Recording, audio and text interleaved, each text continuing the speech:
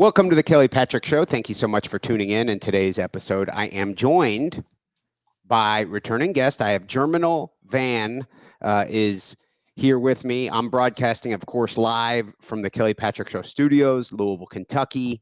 I like to say Louisville, Kentucky, the center of the country. Germinal, where is it you are located at? Remind me. So I am precisely in Oak Park, Illinois, which is 10, 15 minutes away from Chicago. It's in Cook County. Okay. Okay. Well, thank you so much for coming back on the show. Of course, the Thanks for Kelly having me. Patrick Show, I started the show in 2017, mostly covering like jujitsu, MMA type stuff. But over time, I started to kind of, at least in my mind, trying to embrace the identity of independent media and actual independent media where we can kind of talk about anything. And in my mind, a lot of podcasts in 2025 out there are independent media, but they don't necessarily have, like Andrew Schultz or Joe Rogan, they don't necessarily have a foundation of their economic or political philosophy. And I'm completely sold on the idea that individualism, individual rights, free markets, libertarianism is the best system. It's kind of like one way I would say it is democratic socialists and libertarians have a lot in common a lot of times, except for economics. I would say the libertarian view on economics is a little bit more based in reality. Yeah. So because it has the great parts of libertarian philosophy that include being anti-war, consistent with my Christian faith, all those great things, but also when it comes to the economic side of things, it doesn't involve like fairy tale money. I don't mean to call democratic socialists stupid, but I think the libertarian view on economics is very much so based on sustainability and reality. Yeah. Germinal, could you introduce? I know I've had you on the show before, but could you reintroduce yourself to the Kelly Patrick Show audience? I think you have a very fascinating backstory. Where are you from? What college did you go to? What brought you to where you are today, please? Yeah, sure. So first and foremost, I want to thank you again for bringing me back on the Kelly Patrick Show. It's an honor to be back here.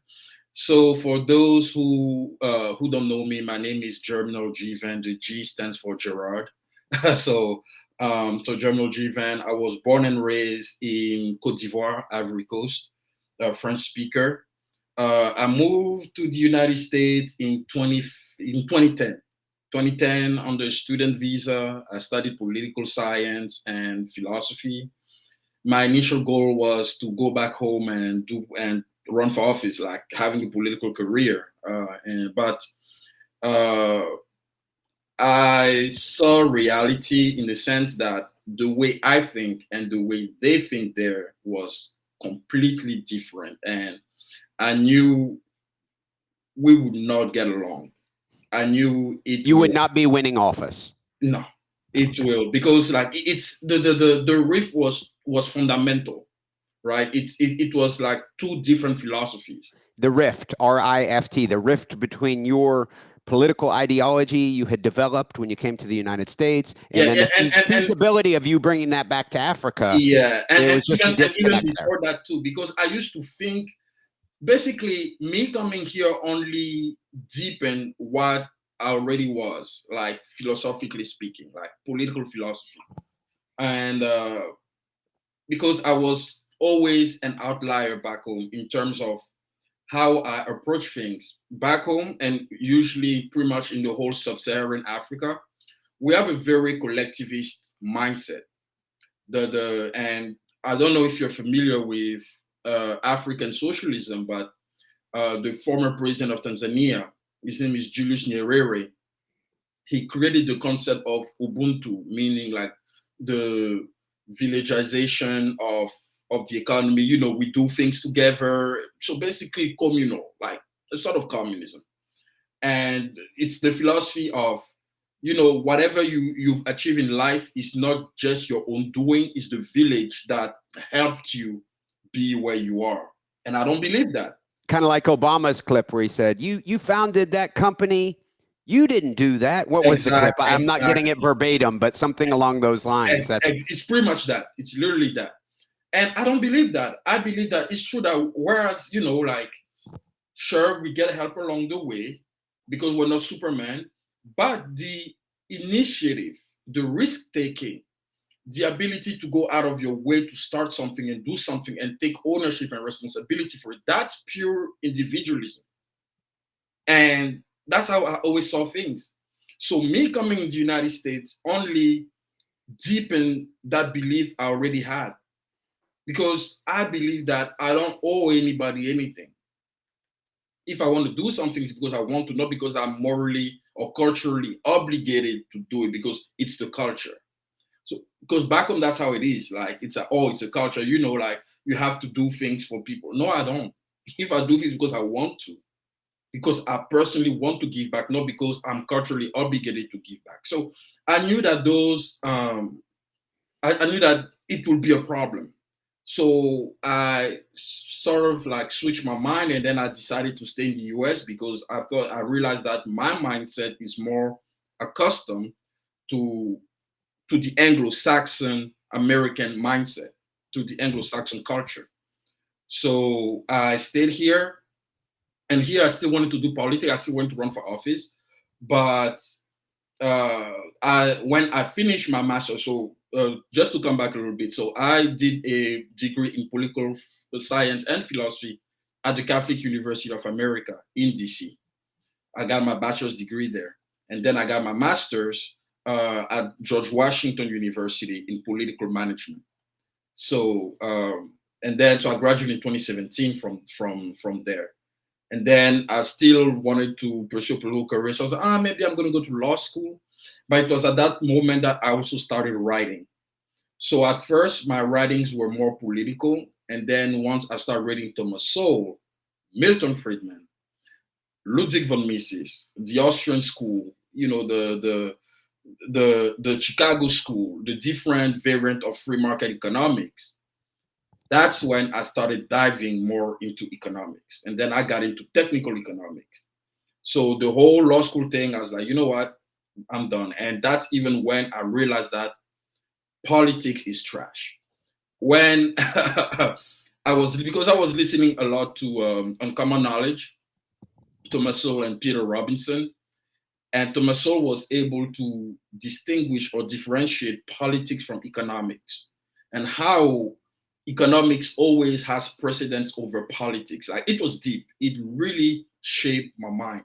And since then, pursuing a political career was no longer appealing to me. I became more immersed into the private sector, into creating value, creating wealth for other people, to bring value to society. And then that's how I and plus my entrepreneurial spirit started to develop in me, because I always had like a entrepreneurial mindset, but I was more political back then. And then uh, so I basically write, and then I started like sharpening my own like editorial skills. And that's when I saw an opportunity. I was like, okay, I think I can have my own publishing company. And that's how I came up with GGV Publishing. How many books have you written and published? Personally, for me, 30. 30. Wow. Yeah, 30. Over how many years? My first book was in 2018. Wow. Yeah. Okay. 2018. I think I asked you this last time you were on, but refresh me. Which Sure. of your books has generated the most buzz? In terms of intellectual impact, I will say the economic condition of Black America in the 20th century. Wow. It also financially generates a lot of money too. For you? Yeah, for me, yeah. Because at the time, I self-published it. I didn't have my publishing company or anything at the time, because I wrote that book in 2020, and I didn't start my publishing company until October 2022. So, yeah. Did you receive much negative backlash about that book? You see, I was expecting that. It's interesting because the fundamental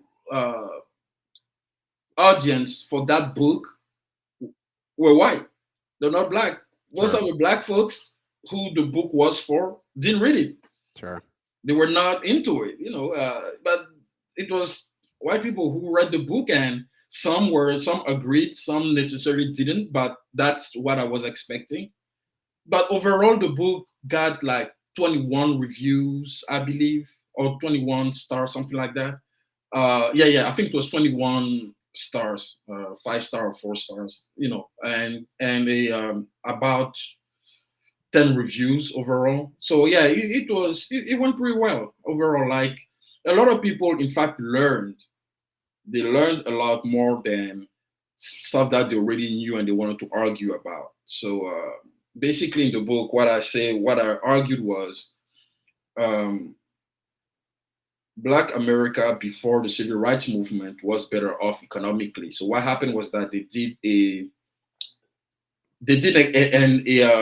they did an exchange between the political rights and the economic rights. They prioritized the politics too much over the economics. And that's what Thomas Sowell also talked about a lot. He said, like, when you look at minorities like the Asian American, for example, they don't really bother with politics. They don't really get into politics. They stay in the private sector and do their thing. And therefore, they accumulate wealth and they're better off. But blacks and the Irish, for example, they were politically successful. But I mean, the Irish now they're fine. But at the time in the 19th century, early 20th century, when they became more like a social and political force, they were successful in politics, but not economically. Interesting. Economically, like the Europeans that were successful were the British, the Germans, the British because sure, it's Great Britain colonized America, but the Germans, for example, they had their own culture. They preserved the culture. They preserved everything. They didn't really bother with politics or proof. Like the US only had one German president. It was Eisenhower. Yeah, Interesting. it was Okay. Eisenhower. Like before that, Germans didn't really get into politics here. So that tells you that Germans did not really mingle with politics. It was the same for Japanese too. Japanese Americans, Chinese Americans, they came here for economic opportunities because the U.S. system, the U.S. immigration system, is based on economic opportunities. They're not interested on they're not interested about like changing you fundamentally as an individual, because we know that you came from somewhere with a philosophy of life, with a culture, with a bunch of you came with your cultural identity, and the US will never try to take that away from you. What the US immigration system says is like when you come here, you gotta be productive. The US American the American system, and that's the thing that people don't understand is that it's not a system designed against the poor. It is designed against lazy people. Because when you look at the American dream, the American exceptionalism is all about rags to riches stories. That's all it's about. It's always this. That's why we sort of like glorify the robber barons because these guys were poor. Vanderbilt, Andrew Carnegie, he was perhaps the poorest of all of them. John D. Rockefeller, all these guys didn't start with a silver spoon in their mouths, except for J.P. Morgan. But most of them, they started from the rags. And then they work hard, they work strategically, they work in a very intelligent way. And they were able to accumulate a lot of wealth by lowering prices, by turning luxuries into necessities. That's how it happens. So the US is about rags to riches. So that's why we see a lot of poor people becoming extremely wealthy. The US is the only system on the planet that did not put a social ceiling. You cannot do that in Europe like the way you can do it here. In Europe, for example, you cannot move from one social class to another easily the way you do in the US. You can't do that. In Europe, people are stuck in their social class. And what do you credit that to? That the United States allows rags to riches stories more so than, let's say, just the European countries. What would you? How would you describe? Why is that? It's risk capital. That's all. It's risk capital. Is And it's interesting you asking this question because there is a book that I will publish in August. It's called The Death of the Middle Class. Mm. And what I talk about is that I take a stance. I say that there is a problem with the way we define the American dream. And today, and that's where it all started. The American dream in the 19th century was about entrepreneurial achievements. Today, the American dream is about the middle class lifestyle. And I disagree with that. It's not the middle class lifestyle. It's not about taking a loan from the bank to buy a house. It's not about home ownership. It's not about living the middle class lifestyle. It's not about going to college. It became that way in the 20th century when business management professionalized itself. Because now we have more people working in the private sector, sharpening their skills. That's how the middle class grew. But I talk about that in the book, and once it's published, you guys will read it and draw your own conclusions. But I basically argue that we need to reshape the American dream.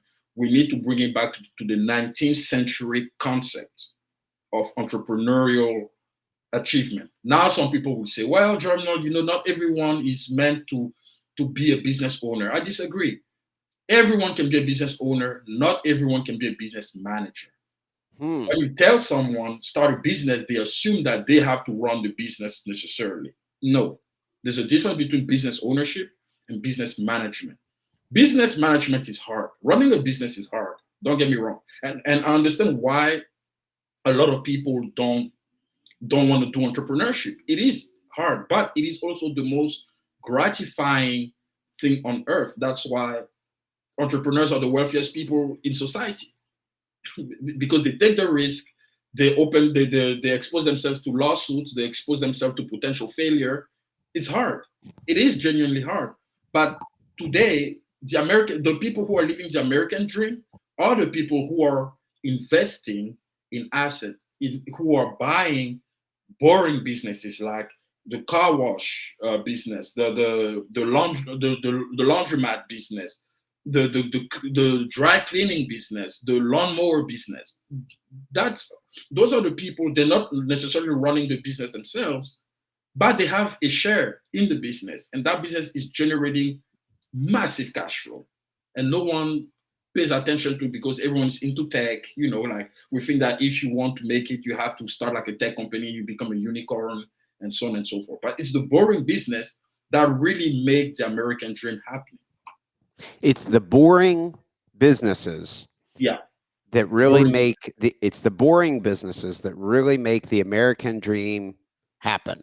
Yeah, yeah. The local dry cleaner in your neighborhood. Yeah, those are the guys. Those are the ones generating massive cash flow because we need them on a daily basis. It's such a necessity that we don't even pay attention to them. But they're the ones. It's the hair salon. It's those basic business you have in your neighborhood. Those are the one. That's where you invest in in those businesses. They're generating cash flow. They paying you dividends, and you live off that. Because that's the American dream is about economic and social success. And today, like you see people trying to realize the American dream, but all they do is drowning in debt, consumer debt mostly. For what? Because the government brainwash people, telling them that they need to have a college degree in order to be more competitive in the labor market. Although we have vocational schools where you do your apprenticeship for a couple of years, and you're the most competitive person in the labor market. Like it's easier, you have no student debt or anything. But to this college, they say that you gotta get a college degree if you want to have a better income. Although it's true that people with college degree have a higher income than people who do not have a college degree. But people who have more experience, who went to vocational school, make way more money than people who have college degrees. That's number one. Number two, they tell you that if you want to realize the American dream, you gotta get it's home ownership. It's not home ownership. All you do is enriching the bank through interest payments all the time. And then you pay interest for like maybe for over a decade. And after that, what happens? They say, "Oh, you got to refinance." So they renegotiate the terms of the loan, so you start paying interest again. How's that a dream? I don't get it. maybe I'm missing something here, but how is that a dream from? Because and they made people believe that house is an investment. It's not an investment. Hmm. It's not an investment. An investment is anything that you put money in and it generates cash flow for you at some point. Because most people, when they buy a house, they don't have the intention to sell. It's something they want to bequeath to their offsprings. But something you buy and you put a lot of money in and it doesn't bring anything back into your pocket, I don't see how it's an investment. It's an investment when it's a rental property because you have tenants paying you rent and HOA fees and all of that. So and you make even some profit from it. So that's an investment. But the house in which you live, in which you pay the mortgage, your property tax, the HOA fees, the insurance, and all of that, and nothing comes back into your pocket. And if you lose your job, the bank is going to take the house from you and they're going to foreclose. I don't see how that is a dream. Let's say in the year 2025, since Donald Trump has been elected Sure. and become president for his second term, many who supported Trump and even those who didn't support Trump are unhappy with the current state of the country for many reasons. Mhm. Foreign policy, the handling of the Epstein stuff. I mean, the list goes on and on. We talk about independent media. I said at the beginning of the episode, I'm proud to be a member of independent media, and I think that's very important. Mhm. But what the second part of what I said earlier is I think it's also important to have a foundation of realistic economics, political philosophy, things like that. What's frustrating to me right now is on many top podcasts I've heard, people are frustrated with the state of the country, with the money printing, the big, beautiful bill. I mean, the list goes on and on and on. But what I'm hearing from many is, oh, we need to try something else. Zoran Mamdani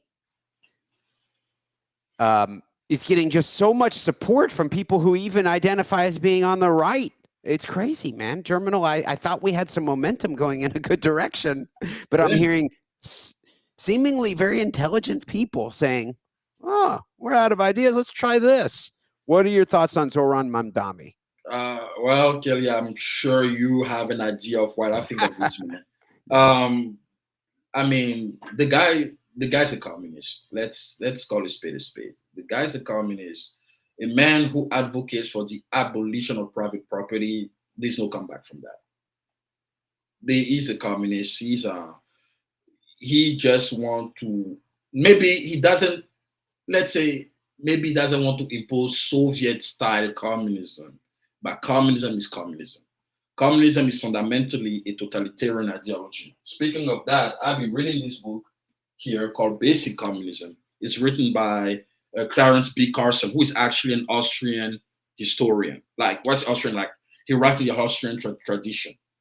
And this is by far and arguably the best book I've ever read on the philosophy, the structure, and the political ideology of communism. It is absolutely great. I've never read a book like this. And he described how communism is fundamentally a illegitimate ideology because when you think about it, communism was basically designed for power seizure. It's not like an ideology like classical liberalism where they actually dig into the concept of private property, how it's tied to human nature and stuff like that. Communism is about power seizure, and it's about power seizure in a gang-like group, in a gang-related style. It's a bunch of gangsters who take power in communist countries, if you think about it. And when he was explaining that, I thought about it, I was like, that's actually true. When you look at the Soviet Union, when they moved from the Russian Empire to the Soviet Union, look how the Bolsheviks took power.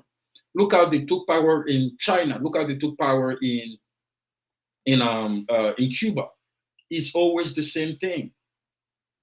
Communists are never the majority in the countries they take power in. It's a small coalition, very disciplined, very organized. They train in violence and political and intellectual ideology. They indoctrinate you. And then once they're ready, they go for revolution. Revolution is the method of taking power. Communists never win through elections. And that's what I was talking about. So to come back to Zoran Mamdani, he's going to turn New York into a, sorry for my language, but into a shithole. He will. If he takes power in New York, he will turn that place into a shithole. Crime is going to skyrocket. He already stated what he thinks about crime. Like, he's very soft on crime. Crime will skyrocket. All the people who have the ability to create wealth in New York will flee, because he's going to impose policies that will punish them for creating value, for creating wealth, for improving the living standard of other people. I don't see anything good coming from Zoran Mamdani. And Democrats are very good at distracting people. They're very good at creating political excitement. You know, when you talk about Zoran Mamdani, they love to focus on his background. Oh, he was born in Uganda and he came here 6 years ago, and he's achieving the American dream. Sure, he's achieving the American dream for him. I mean, don't get me wrong. His background is impressive. A guy who wasn't even born here, he moved here 6 years ago, and then now he's running for mayor of New York City. Sure. But let's focus on policies. I'm a policy wonk. I don't care about your background. I care about what you're going to do, how your policies are going to affect me. I don't get distracted by your background, no matter how impressive it is. We got to keep the eyes on the prize, and the prize are the policies. And these policies are destructive, very destructive. Like, a guy who tells you he wants to abolish private property, he wants to seize the means of production. I mean, you don't have to think twice about it. You know what he's up to. You don't see anything positive out of the Zoran Mamdani emergence as a superstar? You don't see anything positive about that? Do you think New York would have been better off if Cuomo had won that primary? I mean, I would definitely. How difficult is this conversation now? Right. Would they have been better off had Cuomo won that primary? Oh yeah, I would definitely pick Cuomo any time of the day over Zoran Mamdani. Now between Cuomo and Eric Adams, who is better? It's the same boat, man. Like, they're both Democrats doing their thing, but they won't go to the extent of Zoran. Zoran Mamdani is genuinely a socialist. He's a communist. He just didn't talk about revolution yet. But again, his rhetoric, it's very obvious to me. The guy is going to make the mayoral office a big, gigantic Leviathan government controlling everything. Because let's not forget, socialism and communism, to me, they're pretty much the same thing. People love to distinguish them, but to me, they're pretty much the same. Maybe except the revolution part, that's what makes a difference. But the bottom line is that they're both totalitarian ideologies. And they punish you for doing things right, for creating value, for creating wealth, for improving things in society. They punish you for that. Did you vote for Donald Trump? No, I did not. I did not, because at the time I was not a citizen. I became a citizen in March, officially. Yeah. Congratulations. We'll take more of you. Where do we get more citizens like this? I say we open up the immigration if we're going to have Germinal van type new citizens. I'll take it. Right. Congratulations. No, I didn't vote for Donald Trump. And even if I could personally, I would have wrote in Ron Paul, because to me, I'll take that. The first and foremost concern is a central bank. Printing money is a real problem. Having the financial system being centralized by the central bank is a real problem, because the central bank is basically the bank of the government. They say they're independent, they're not. They're not independent. The best banking system for me, the best financial system, is having the free banking, the Scottish style, because it may sound utopian or quixotic to many people, but that actually happened in Scotland. And when you don't have a safety net, when you don't have a central bank to back your reckless lending practices, you think twice before lending money to people. Because you know that if you screw up, No one is going to bail you out. That was the free banking style, the Scottish way. And that's to me the real. We need currencies to compete with one another. Let the market decide. We need to switch from interventionism to market forces. People are so bothered with letting things being dictated by the market. I don't know why. They think that humans are stupid. They cannot make decisions for themselves.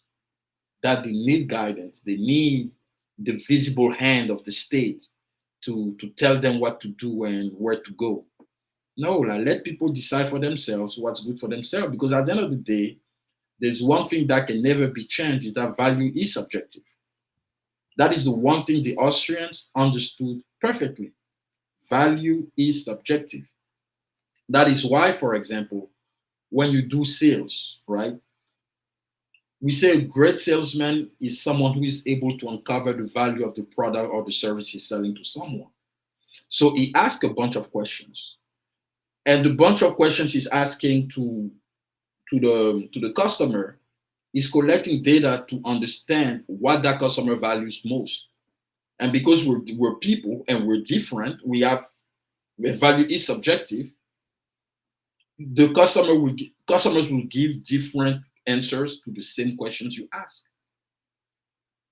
Therefore, like, why are you trying to centralize value by creating a system where everything is centralized under one authority? And the same goes for money.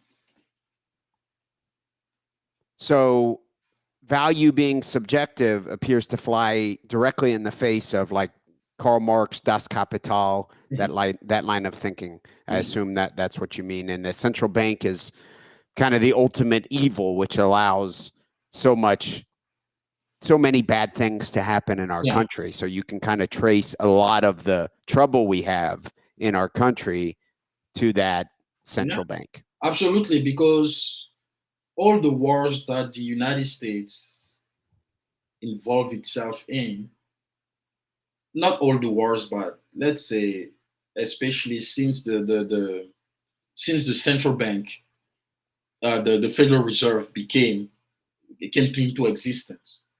The Federal Reserve backed the financing of every major war the United States was involved in. But if you don't have a central bank, it's going to be hard to fund the war. Before that, it was taxes. That's why the income tax became a thing, under the Civil War with Abraham Lincoln. That's why, to me, Lincoln is not even a free market guy. He's a Hamiltonian guy. He's a big government dude. Yeah, he's glorified, or like, he helped the U.S. Sure, but Abraham Lincoln did not believe in small government. I don't think so. Wait a second. Yeah. Are you meaning to tell me Abraham Lincoln is not a hero? Is that what you're saying? And that you like our country? Is that what you're saying? Oh, no, I'm not saying that. Oh, no, I'm not saying that. What I'm saying is that while he's glorified for unifying the country and defeating the South, I believe that he played a major role in expanding the powers of the state, the powers of government. He's a Hamiltonian guy. And the minute you are in favor of expanding the powers of the state rather than reducing it, I don't see you as a friend. You're more of a foe. By that standard, has any president been a friend? Not really. Not really, except Reagan, who tried, but even Reagan contributed to the national debt too. So technically, I would say the only president that could be truly considered a friend is probably either Thomas Jefferson or Warren Harding. Because Harding, for example, in the early 1920s, many people forget about that, but the US went to a recession. And everyone expected Warren Harding to, do the classic interventionist policies, stimulus package, and all this nonsense to bring the economy back in shape. He did none of that. He brought more like laissez-faire policies. Let the market dictate what happened. And what happened is that the economy recovered faster than anticipated compared to the Great Depression, which was prolonged by the policies of Herbert Hoover, who is mistakenly uh, cataloged as a free market guy, although he's not. He's a Republican, but not a free market guy. And then FDR, whose policies also prolonged the Great Depression all the way to the US entrance into World War II. So the Great Depression went from 1929 to 1941. It could have ended by the early 1930s if these two presidents did not attempt to bring the visible hand of the state to manage the economy. Because when you think of the panic of 1907, there was no central bank, but yet the panic was averted technically because of the private sector, how banks came together. They put together the capital needed to stop the bank runs and to bring the economy back in shape through the leadership of JP Morgan. Okay. Yeah. Germinal, I think you and I would agree, running for office is probably, as you said earlier, not the best way to spread the good word of liberty. I think we need to find other creative ways to Yeah. educate people, right? I don't know exactly what the solution is. I don't know exactly how many people are going to tune into this YouTube video and just be on the edge of their seat and like, oh, I want to become a free market, you know, Yeah. and totally embrace the beautiful ideology of free markets and libertarianism. Mm. In your opinion, what is the solution? What do we do here? How do we get people away from this statism, which seems to be dooming Well, our country and our currency? well, I mean, the problem with running for office is that, especially when you are a pure, genuine free market believer like Ron Paul, Representative Massey, these guys who generally believe in liberty, they're the outliers because Republicans and Democrats, excuse me, Republicans and Democrats are both cogs in the machine. Like they both create this massive apparatus that support government spending. Government spending is the root cause of all of our socioeconomic problems. And both parties support that. And so if you believe in using the political route to stop that, you're not going to last. Ron Paul ran for president a few times. He was very unsuccessful, unfortunately, in that because, Ron Paul is not a man who comes and tells you what you want to hear. He tells you what you need to hear. And what he says, people didn't like it. It wasn't pretty. It wasn't promoting the state as the Leviathan, the guy who will give you security for liberty. Like, no, he's not. Ron Paul did not want you to give your liberty to the state and the state will provide you security. Ron Paul wanted you to keep your liberty. And people want to feel secure, so they're willing to trade that. So Ron Paul was unsuccessful. Well, the best way is to use the private sector to do that by writing books, creating events, even getting into fashion like me. Like, right? I was going to say, what do you have? What are you wearing there? We have YouTube. The Kelly Patrick Show has a YouTube channel now, so Exactly. everybody gets to see our wonderful faces. Yeah. What shirt are you wearing there, Germinal? So I started a brand recently called GML, so it stands for Give Me Liberty. And it's a way to promote free market capitalism, to promote individual liberty specifically, something that everyone can relate to, because free market capitalism can sound a little political, a little ideological. But fundamentally, I don't think anyone is against liberty. I don't think anyone is against feeling free, embracing freedom. So by wearing this, people will feel they will embody freedom. They will feel like they're governing themselves. They will feel free living in a free country, although we're not totally a free country with the amount of regulations we have. But it's a way to stand against the state, not to necessarily abolish the state, but to ascertain our autonomy of self-ownership as self-governed people. That's why I created this brand. And if someone's watching or listening and they're interested in learning more about the brand, how can they do so? They can go on the givemelibertystore.com and they can get their merch and then, spread the word, word of mouth, telling their friends about it, wearing, taking photos, and posting online so that it's basically creating awareness so that more people will follow the movement. So give me Liberty Star Yeah, store. store. Okay, Yeah, I'm sorry, yeah, store. yeah. Givemelibertystore.com. Okay. Okay. Give me libertystore.com. I'll have to get a shirt from there. I love it. I do. I'm one of those weird people who I live in Kentucky. I have like a bunch of Thomas Massey and Rand Paul t Yeah, shirts. I live in Louisville, which is a very liberal city, and yeah, I proudly wear them around. I wear them to my liberal, very liberal yoga yeah, studio on a regular basis. I'm yeah, sure not everyone enjoys it, but yeah. it does strike up. What's that? No, no, I was about to say, I think like the Give Me Liberty, it sounds more like inviting. It's not quite as polarizing as a Rand Paul or Exactly. Thomas Massey T-shirt. People may Yeah, see, oh my God, this guy's wearing the T-shirt of a racist, is what they're yeah, thinking about Rand exactly. Paul. Maybe who knows, which is Exactly. crazy. But Yeah, so you'd say that the Give Me Liberty branding is possibly a conversation starter, not quite as polarizing as actually wearing a political figure. exactly. Yeah. I think like it's more yeah, it's more about like liberty. It's more about like freedom. It's just people feeling their autonomy.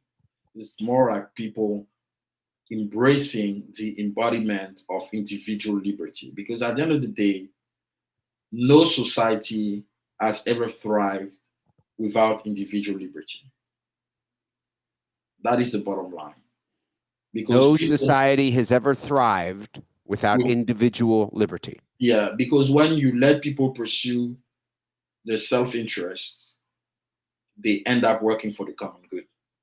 For the common good through free trade, through providing value to others, as simple as that may be. I'll mention my friend from boxing, Khalil. He's from somewhere in Africa. He's from Mauritania. And he Mhm. was telling me the other day he's thinking of a business idea where he goes to seniors' homes. He has a truck and he brings their garbage from the house out to the corner to the road. And then when it's picked up, he brings the garbage can back into the house. It sounds very simple, but to me, it sounds like maybe it fits the bill for almost like the sexier the business model is, the less likely it's going to be sustainable, maybe, would you say? Well, I mean, his business model is very simple. Uh, the question is more the the main question is more about the capital. So I always say now it's my business mindset taking over here. I love it. Um, if you want to run a successful business, start extremely small, and especially go with the mindset of make the best of what you have with the Mm, resources available to you. The capital you probably need is to buy like a garbage truck.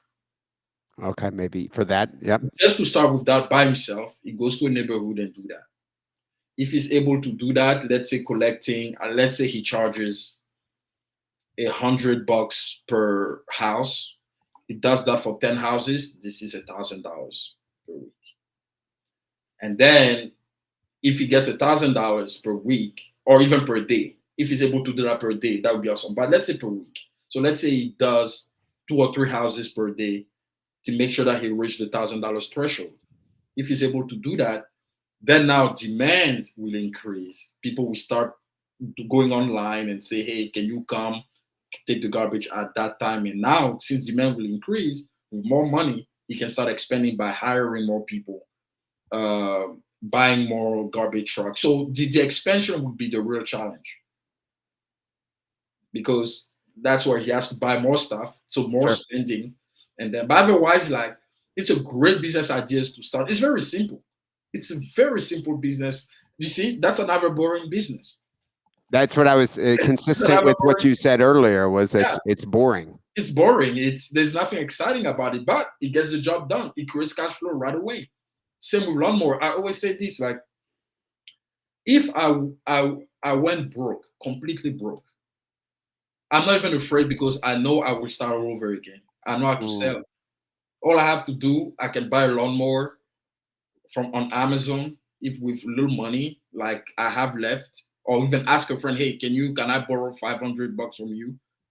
I'm going to buy the lawnmower. The lawnmower is the capital. I start with that, knock on people's door. Hey, do you need me to cut your grass? Oh yeah, sure. Lawn mowing can be dreadful. Like people don't want to do that, especially over 100 under 100 degrees sun. So I come and do it. If I can do that for 5 houses, and I charge $100, 500 bucks, right there. And then you do that, and then you expand. You touched on something interesting, and it kind of rang a bell in the back of my head. When my wife is from Cuba, I think 5 years ago we went to Miami, and we went to the Operation Peter Pan Museum, and it was Okay. the largest in, I think, 1962. I forget the exact numbers, but the largest number of children in the history of the world were sent away from their parents when they created some rule where your kids were allowed to go to the United States from Cuba, but the parents were not allowed to. Mm-hmm. So I forget what it was, like 4,000 or 5,000 kids went Wow. to the United States they were people who were wanting to escape communism. So let's Yeah. think about that. Back in 1961 or two, Yeah. the relatively wealthy business owners in Cuba, Yeah. the people who did have something, they had a reason to be fearing communism. Yeah. They made a selfless decision. They sent their kids from Cuba to the United States. I'm sure that was very emotional and sad. Oh yeah. But my point here is the statistics that I learned about the kids. So once again, this is a very select group of kids who were probably taught in their youth from their entrepreneurial parents. The success rate of those kids who then went to the land of opportunity, the United States, was very high. Yeah. So you said if you were to go broke, you're confident you would hustle your way, get back to some form of entrepreneurial hustle on your own. Yeah. That reminded me of that. I think it's something that I don't know who exactly helped to teach you those things in your youth. That's my parents. Not your parents? No, not my parents. My parents are very intellectual. They never the very intellectual, the more bureaucratic. My dad had his own law firm before he became a prosecutor for the United Nations. So yeah, the law firm was his business, but my dad was never like a business person per se. He didn't understand the concept of wealth creation. He didn't understand the concept of value, of providing value. To him, it was just like a means. So, and he was a lawyer. He has a law firm. That was it. That was even before he worked for the UN. And my mom always worked she worked for the Ivorian Parliament back home in Ivory Coast. So you see that they're not entrepreneurial. They're not really entrepreneurial people, to say the least. And no, it's just me living in the US, like understanding. Because one day, I'm gonna confess to you this. I was looking like that's when I started to start thinking more about like wealth. Like I was like, why this country has so many billionaires? I'm like, where did this come from? And I look at the Forbes list and all, Warren Buffett, Elon Musk, Larry Ellison, Jensen Wang, all these guys. And it lists source of wealth. Warren Buffett, Berkshire Hathaway, Jensen Wang, Nvidia, Larry Ellison, Oracle, Elon Musk, Tesla and SpaceX and so on, Jeff Bezos, Amazon. And the list goes on. And one thing I realized was that, okay, all these people have one thing in common. They all own businesses. And that's where it started. It's kind of a simple observation. It sounds like a simple observation. Yes, it's very simple. They all own businesses. And I started to understand that entrepreneurship is the best way and the most accessible. I emphasize the word accessible way to build wealth. Let me tell you why. You can build wealth through stocks, bonds, and real estate. Usually, stocks returns 10%, per year on average. Sometimes it can go above, sometimes it can be below. But 10 is the average return, 10%. So, and for someone who invests $100 a month or $200 or $300 a month, you're not going to get rich off stocks. If you really want to get rich just off stocks, you need to put like 500 if you want to be a millionaire off stocks. And people love to use Warren Buffett as an example. But I said, think about it. Sure, Warren Buffett used stocks as a vehicle to build wealth, but he had a business, Berkshire Hathaway. Even before that, he had the Buffett Partnership, which was a business. It's not just him buying stocks on his own with his own money and building wealth of that. No, he created a business and used that business and buy stocks. And then now with his technical knowledge of finance, he was able to generate impressive returns. And then he bought Berkshire Hathaway and he turned Berkshire Hathaway from a textile company to a holding company. All Warren Buffett does is buying shares in different companies and owns them and let them do their thing. That's all he does. So the reason why I say that entrepreneurship is the most accessible way is because when you create a business, you create something out of nothing. And the beauty of it is that whenever you start a business, you automatically own shares in your business. And when you look at Jeff Bezos, he created Amazon out of nothing. That was a guy who was making 200, 300K a year at D.E. Shaw. He was doing fine for himself in New York. He left that job. He said he wants to sell books online. People laugh at him. When he created Amazon, at first it was Cadabra, something like that, and then he switched the name to Amazon. But when he created Amazon, he already had shares. So that's the beauty of it. You own shares. Now, the challenge is that the shares you own worth nothing because you're not making any revenue yet. So there's no revenue, there's no profit. And then he went to his mom, asked for, for some capital to get him off the ground. And then he raised $1 million from 22 people, each of them putting 50K for pretty much roughly 1% of the company. And then once Amazon became a success, now we know who Jeff Bezos is. So the point is that when you start a business, you automatically own shares. So that's what attracted me to it. It's like, I already own shares in my business. It's just that those shares are worth nothing because I'm not generating any revenue yet. Now it's my duty. It is my job. It is my responsibility to generate revenue so that my shares will worth something. The better or the higher the value of the business goes, the higher goes your wealth. That's why when you look at all these billionaires, all their wealth is tied pretty much to their business. The more the business increases in value, the more the wealth increases in value. And anyone can start a business. It doesn't mean anyone can run a business. If you don't know how to run a business, you can always ask a friend or someone who has experience in managing a business to be the CEO of your business. Now you probably have to pay that person and even give him some equity to incentivize him or her to, to run the business. But that's what it is.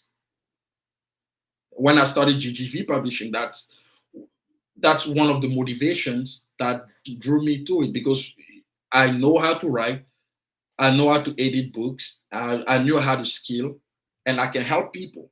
When I started GGV Publishing, I was like, okay, I'm starting this company. I'm the majority owner of this company. I own this company. I have shares in it.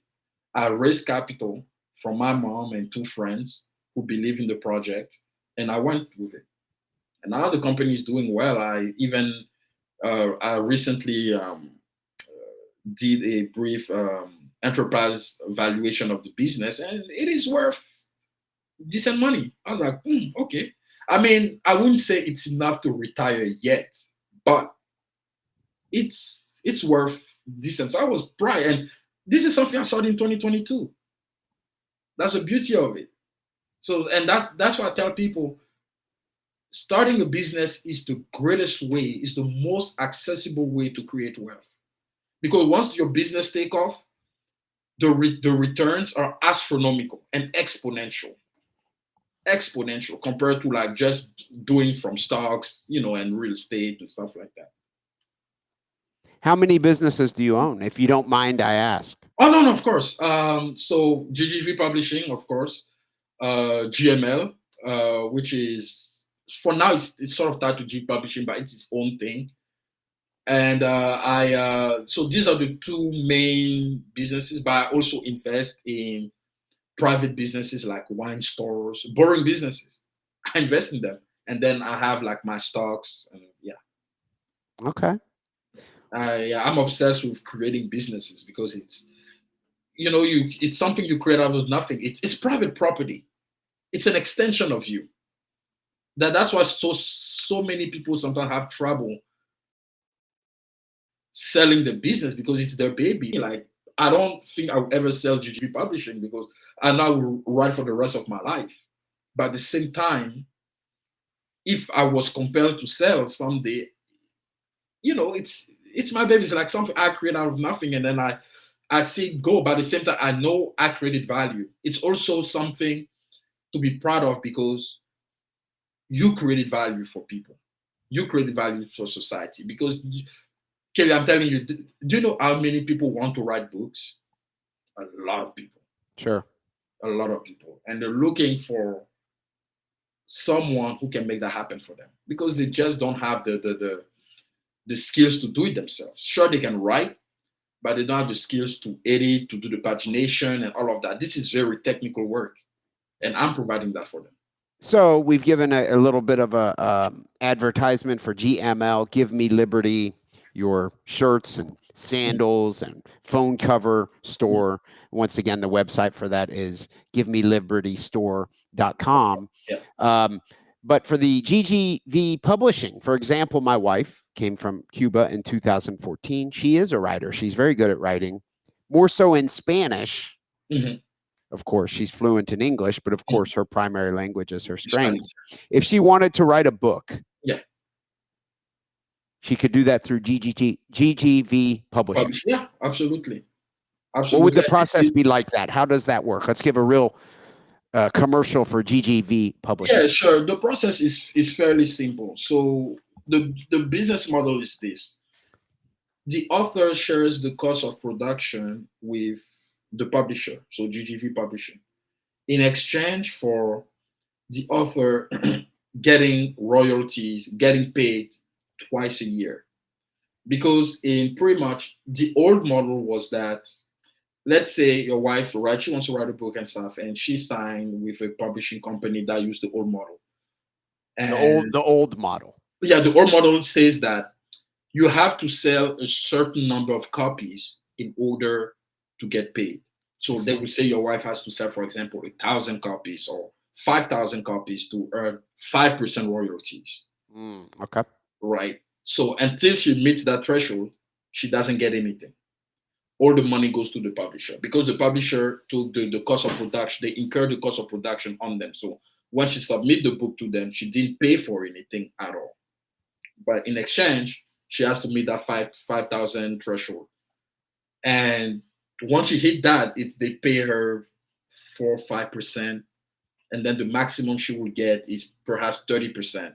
In the model that I'm offering, you share the cost of production. So you pay the publisher. But once the publisher publishes the book for you and everything, and then keeps a tinier portion of the profits.